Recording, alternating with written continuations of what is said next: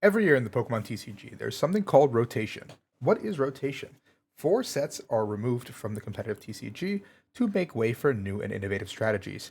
Those oppressive cards and ideas are removed, and we get to keep evolving new cards, new sets, new games. And this set in the competitive TCG, we're having an F block rotation. What does that mean? Meaning all cards that have a little F in the corner are gone. You can't use them in competitive TCG anymore. Put them away. And on April 11th, 2025, that is D-Day for you guys. If you're an F-Block enjoyer, I'm so sorry. Today in this video, we're going to be looking at the decks that survived the Pokemon TCG rotation, decks you're accustomed to, what's going to change about them, and how they're going to improve and adapt. We're going to look at some of the top 5 decks from the competitive season this year, what's going to happen to them, can they survive rotation, and what decks should you be picking up to play with if this is your first time picking these decks up. So we're going to be losing a lot of really important cards, and as you guys know, cards like the Radiant Pokemon, V-Star Pokemon are all going to be rotating out. Some of you are going to be rejoicing over this, some of you are going to be lamenting over this. I was a Lugia main for a little bit, so I will have fond memories of my boy Lugia. Some of you guys are going to be over there going, we didn't like V-Stars. We really didn't like that card, and goodbye, good riddance, sayonara. That all being said, we're going to start looking at some of these decks. If you enjoy the content, please like and subscribe. It helps out the channel a ton. Kicking us off, we have Regidrago, the #1 deck, the king of this year. This is the most latest Regidrago list from the European International Championships. The first thing I'm going to mention, as you guys immediately know, is that Regidrago itself will be rotating. So this deck does immediately die. You can see that the cards that are rotating out of it are not that significant, except for the fact that Regidrago is gone. Giratina's gone, Gudra, the Radiant Charizard, and Cologne. So this deck effectively is dead. Regidrago is no longer in the format. So we're going to move on to Charizard. Charizard is a deck that has been around since its release in Obsidian Flames. It's been one of the most powerful decks. You guys can see this list is pretty solid. It's going to continue to be good during the next format as well, but it's going to have to take a new shape and new form. I'm going to show you guys right now what the deck loses, so it's going to become more linear. Here you can see that there's very simple cards that you lose, not too much. Radiant Charizard is your one-price endgame attacker, is no longer in the format, and both Luminion, Rotom, and Forest Sealstone, all three of them leave the format because that's a lot of consistency you lose. You lose that turn 1 Rotom to draw 3 cards, you lose that Luminion to find that Arven for the Forest Sealstone, which then gets you the rare candy into Pidgeot, which then gets you the rare candy into Charizard. That entire combination of cards is no longer available to you. Thornton is gone as well to remove one of these little guys off the bench to create a new threat and a new ability. Lost Vacuum to deal with pesky tools or pesky modifiers is also gone, so the deck becomes a little bit more linear in how it plays. Now, this is a list from the most recent Champions League in Japan, and you can see here it's taken a completely different form than you're used to. Now, I'm not saying Charizard Pidgeot itself is dead, because people still like Charizard Pidgeot quite a bit, and I'm not saying that this is probably the optimal way to play it, because you have no answer to Badoo really, besides attacking with Terapagos, but you have your Noctowl and Terapagos engine with a side of Charizard now. Basically, the Terapagos engine enables the Noctowl, and the Fan Rotom engine lets you kind of set up and go from where you want to be. Charizard lets you get into the Charizard with a Burning Darkness attack, and then you can also use Charizard's Infernal Rain to power up Terapagos EX, which then does a ton of damage with the Unified Beatdown attack with the Area Zero Underdepths. And then you have the Dusknoir package to basically just pop things.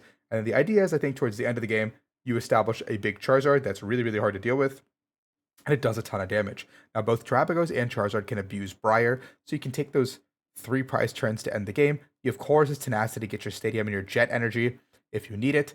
Then you have cards like Terra Orb, which are quite good with Noctowl. So now you can go Noctowl into Terra Orb Candy, and you guarantee you get a turn 2 Charizard if you need it. Then you have Max Belt to do a ton of damage. Unified Beatdown now can max at 290, and Charizard's Burning Darkness can just do a lot more damage a lot earlier. And basically, this deck is just very cool. It's a new way to play Charizard. The other way I've seen to play Charizard was with the Dunsparce. I haven't found a list for it in particular, but the Dunsparce lets you shuffle it back into the deck, draw 3 cards. Then it becomes your consistency engine, while Charizard itself is just setting itself up. And it's one of those builds that I believe focuses a lot on TM Evo. So you get your Charmeleons up and running pretty early, you get your Dusclops up and running pretty early, and then you just go into the Dunsparce engine to basically just keep drawing a bunch of cards. And keep cycling through your deck while you're, getting those Charizards set up, and it kind of cleans up your board at the same time. So Pidgeot's kind of disappeared off the face of the map, which is really interesting to think about, because I think Pidgeot's one of the most broken cards. Moving on, we have Lugia.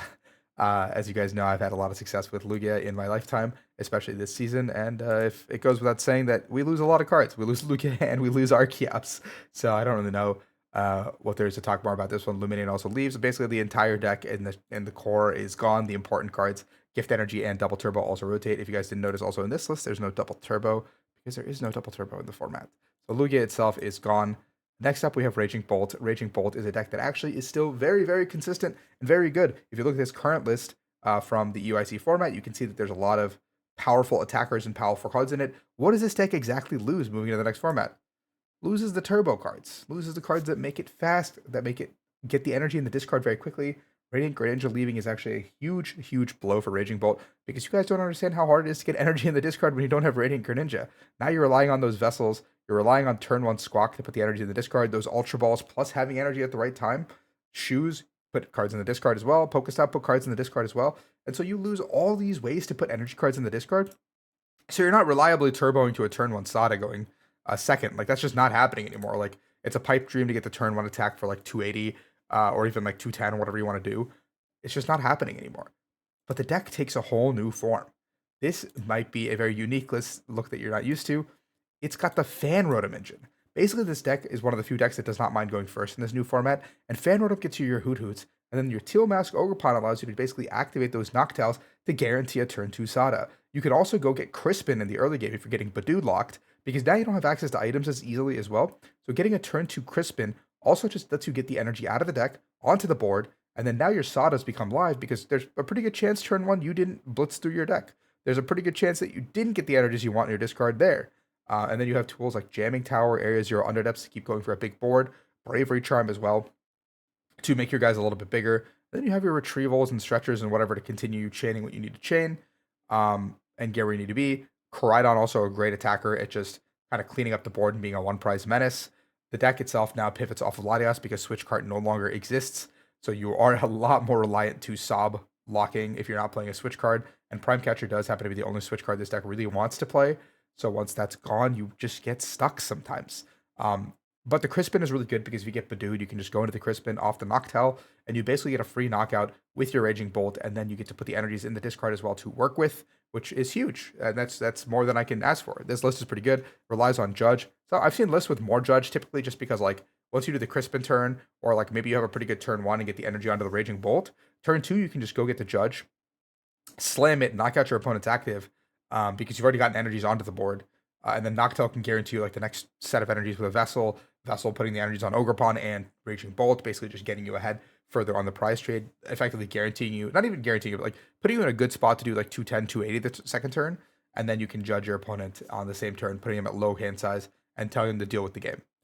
The next up deck we have is Gardevoir. Gardevoir is a deck that has been absolutely dominant in its entire lifetime. But what happens to Gardevoir? There's one very, very important thing that happens to Gardevoir, and that is the rotation of Kirlia. Losing Refinement Kirlia is actually a huge blow to the deck because discarding cards from your hand is no longer possible. Putting those energies in the discard is no longer possible. There's supposed to be a Radiant Greninja in this picture as well. I don't know what happened to him, but that guy's also really important to put energies in the discard. Also gone.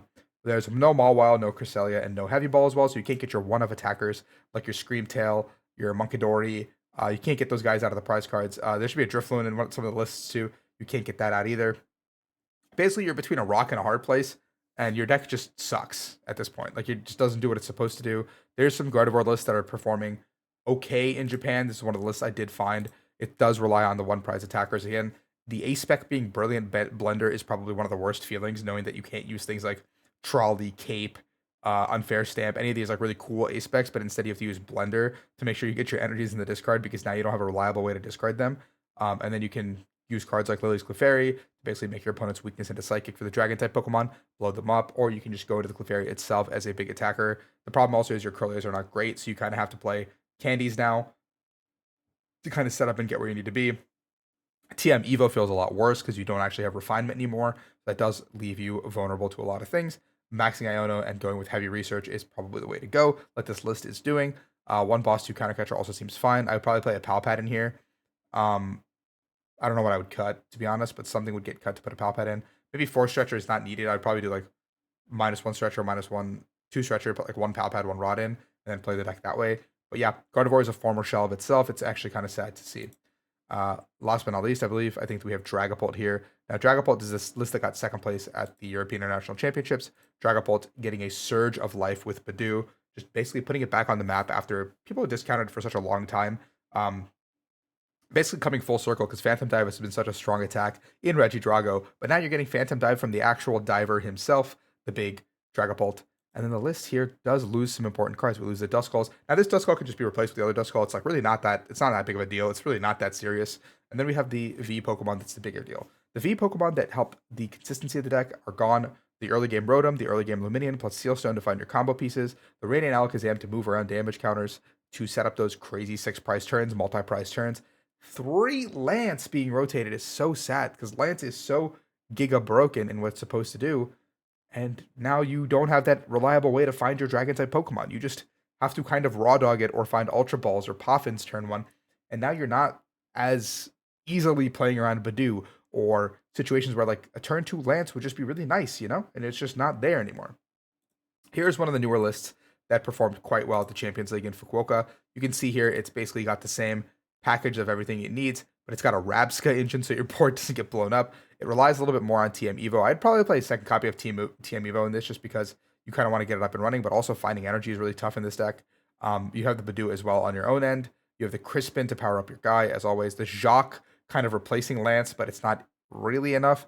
Defiance Belt also doing a ton of damage, but this is like the new normal for Dragapult, and it is still one of the best decks in the game. Now we're going to look at some of the other decks that are performing over in Japan, so you guys can see a good look at the new standard format. That is the top 5 decks and how they survive. Next up, we've got the Feraligatr deck that won over in Japan. Feraligatr is a card that you guys probably never expected to see in a competitive setting. It basically relies on just, locking your opponent with Big Bite and then doing a ton of damage with the Monkey Dories and using like Reverse Thrust Feraligatr's ability to power itself up. You have the Phoebus Milotic. Only one Relicanth is a little bit diabolical considering there's no Heavy Ball anymore in the format. If you do prize a Relicanth, you're entirely relying on your deck to just function without it, which I don't like. But this deck is really cool. This deck is one of the cooler decks coming out of the rotation, and it makes cards like Feraligatr and Milotic, which were sitting in the binder, super playable. Next up, we have Dragapult again, but this time it's taking a different form in the form of Goldango. Basically, you're just playing a Goldango deck with a Dragapult on this side because you're like, well, if I get Tracloaks up and running, then I can basically just see a bunch of cards with Recon Directive. And I don't mind Evoing for 2 turns, possibly. And then if I want to attack with Dragapult at some point, I can just do a ton of damage. And then Goldango just cleans up, draws a bunch of cards. Super consistent. Like Goldango loses the access to Greninja. And you have Monkey Dark, you have your Fire and your Psychics, a couple extra copies for the Dragapult. You have the Crispins to get them out of the deck. Deck's pretty Badoo resilient. You have the TM Evo to basically set up your board. Like it's got a lot of the pieces of 2 just really strong attackers that are trying to do what they want to do. But obviously I think the flaws is going to be that you're not as consistent as like a straight Goldango deck or a straight Dragapult deck for trying to do what they want to do. Next up we have Blissey with Walls as well. The Frograph, Milotic, and Ogerpon are all very strong when people aren't expecting them. Using TM Turbo Energize to power up. The TMs finally coming in clutch is pretty cool as well. Now this is really unique because Tatsugiri is a card that I feel like should be explored more in this format with the Attract Customers ability. Now the difference is here that in the first Champions League, people weren't really ready to deal with Walls, but I think that's going to change tremendously moving forward. So Walls might not be good in America, but we'll see. People could just pick it up and play Walls, like right here. Walls did quite well there with Milotic, Furgraph, and Ogerpon basically just being like, hey, we have 3 different flavors of we're going to stop you from playing the game. Can you attack us? Well, can you deal with all 3 of us? And the answer sometimes, and for most decks, was no. Using Crispin to basically power them up immediately, using Arvin to TM Evo on turn 2, powering up. This deck is pretty cool. It does stop your opponent from playing the game, and it's going to be unique to see how people can play around this in our given format. Next up, we have the Ogerpon deck that a very simple thing just made this deck good. This deck was completely unplayable. People would never come to this conclusion. But the reason this deck is absolutely giga broken is because there's no longer Manaphy. There's no bench barrier in the format, and that will be fixed for NAIC when we have the Shaman coming out. But until then, Wellspring Ogerpon can absolutely destroy your board setup. All these decks like Dragapult, Charizard, even Raging Bolt, like every deck we wanted to talk about, their board can just get absolutely gutted by this Wellspring Ogerpon. And all of a sudden, you're down 2 prize cards. Your setup engine is gone. And if you're a Hoot Noctowl deck, if you get boss blown up, you're like, what do I do? I just don't get to play the game. Lily's Clefairy is also an incredible attacker to do a ton of damage. There's stuff like Terapagos, the Badoo. If they go second, they can just go into Badoo and buy themselves some time while they're getting powered up until they find the boss's orders and like blow up your board. Incredibly good deck, incredibly powerful deck. People are going to have to deal with this deck in the new format. I'm personally probably going to play it. I have a guide up for it also. It's just in Metafy. Go check it out. But yeah. Last but not least, we have the Ends Zoroark deck. Obviously, this deck is just completely brand new because all these cards are completely brand new. It basically just relies on using Ends Zoroark and copy any of the Ends Pokemon's attacks. So you just go behind a little bit.